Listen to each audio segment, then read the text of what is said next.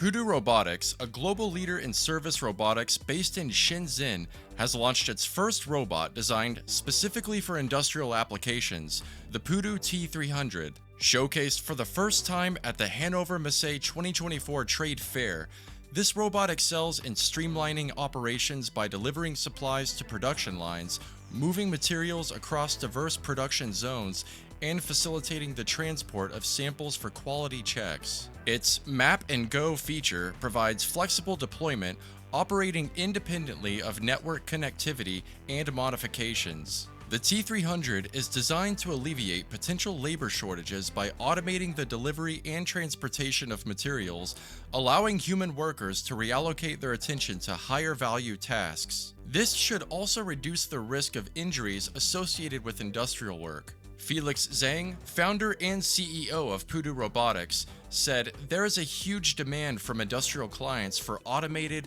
flexible robotics solutions that can operate continuously to meet high production rates and improve operational efficiency. With its ability to navigate spaces as slim as 60 centimeters and to 2 centimeter thresholds and 3.5 centimeter gutters, the robot can easily shuttle between production lines. It includes secure door access, elevator control, a self-configuring network with call options, and production line material requests through an app to seamlessly integrate into production processes. Its runtime is 12 hours carrying no weight and 6 hours with a full load.